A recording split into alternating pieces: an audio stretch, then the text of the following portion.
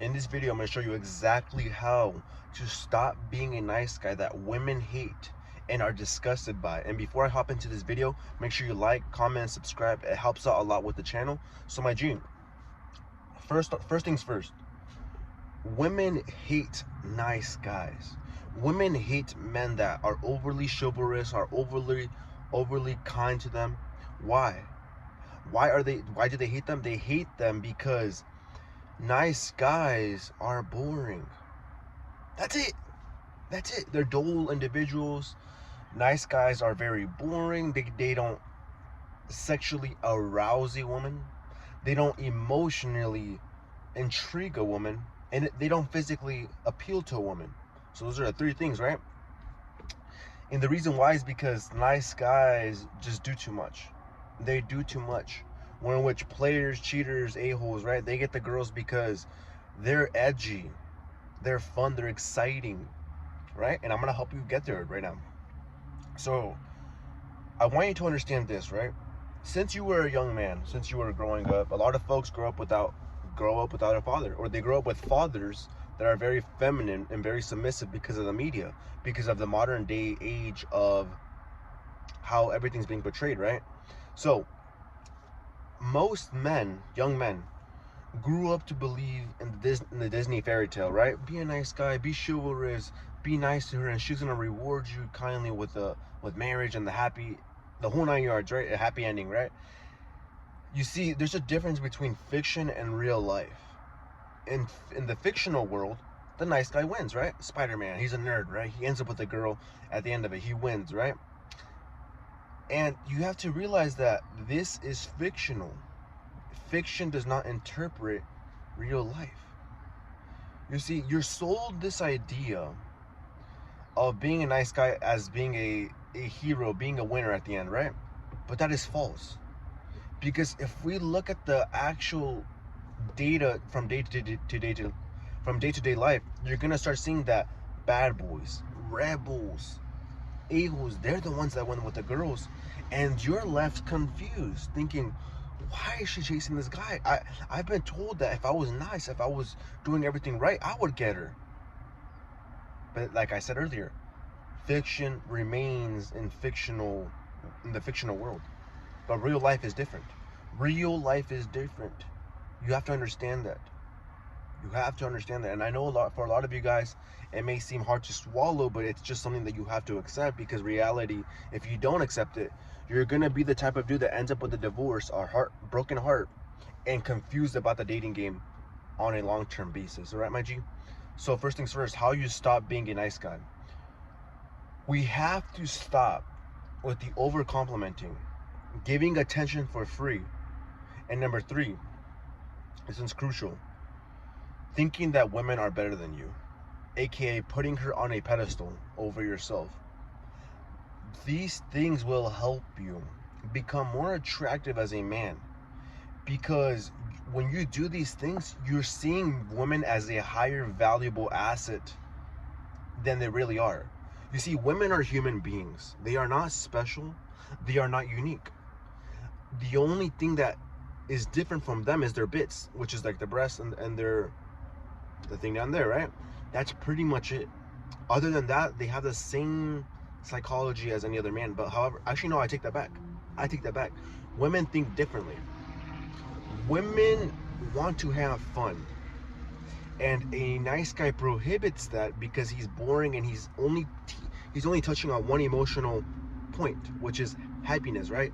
He's trying to please her, which is usually submissive, because women are supposed to follow men. And when you do this, women are repulsed, because you're breaking the natural dynamics of gender rules, which makes her disgusted by you. However, if you're the guy who can tease her via different emotions like anger, sadness, jealousy, and you can tap into all of these different emotions, she's gonna feel more appeal to you. She's gonna feel more intrigued with you. She's gonna want to be in your presence more, because women are only loyal to their emotions. They are not loyal to a man. Let me repeat that. Women are only loyal to their emotions. They're not loyal to a man. Knowing that, you have to play off of these emotions. You have to play off of these emotions, because when you're the man who can play off of these emotions, she's gonna correlate those memories, those events with you, making you more attractive, making you of a higher attractive candidate for her. All right, my G?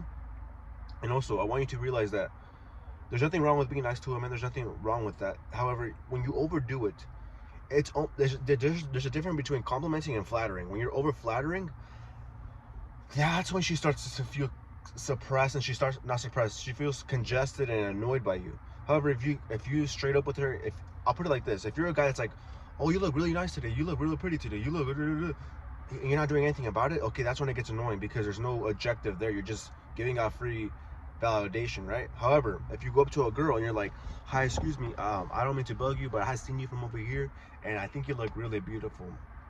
And I don't want to bug you too much, but my name is Manuel. What's your name? Oh, Samantha. Nice to meet you, Samantha. But yeah, Samantha, I do got to get on my way. Is it cool to get your Instagram or phone number? That's when it becomes more acceptable because you said the compliment, which addresses why you're there. And number two, you close the objective of asking her for her number or her Instagram, right? That's when compliments make sense.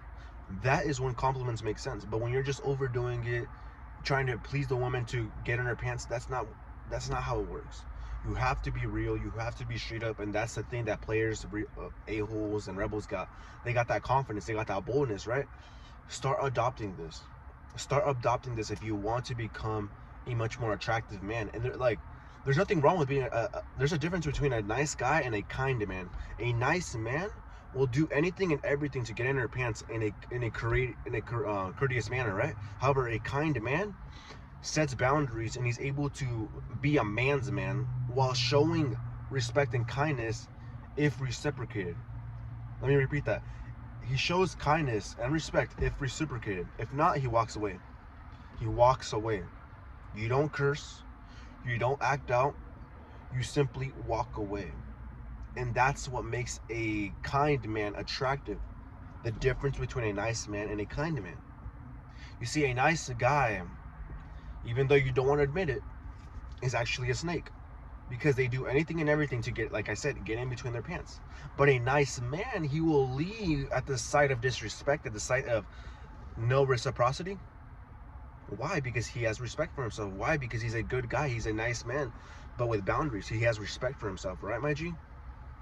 I hope this makes a lot of sense for you guys. And let me know down below, did I miss something or is everything on point?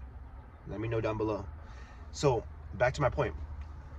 Nice guys tend to finish last because, like I said, they don't have that element of excitement. They don't have that element of intrigue. Whereas a bad boy, a rebel, a player, they have a sense of mystique. They have a sense of mystique which makes a woman chase him even more because he does not tell her his life story, his missions, his goals, what he does. He gives her drips and drabs, which keeps her yearning for more information about this man while he keeps her intrigued.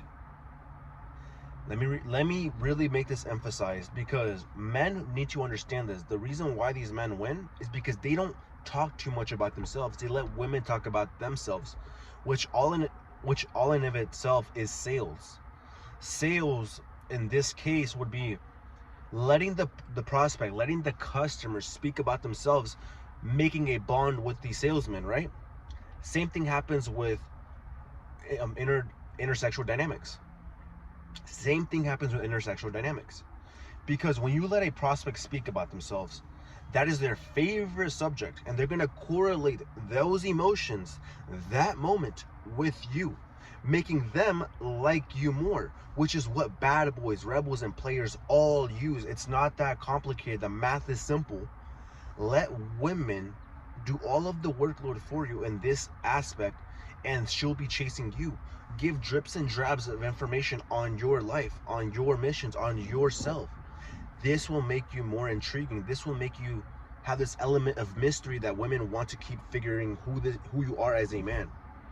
I hope this video was helpful for you guys, my G. Alright, so if you got some value from it, make sure you like the video, comment, subscribe, and all that cool stuff. And I'll catch you on the next one, alright? Peace out, my G.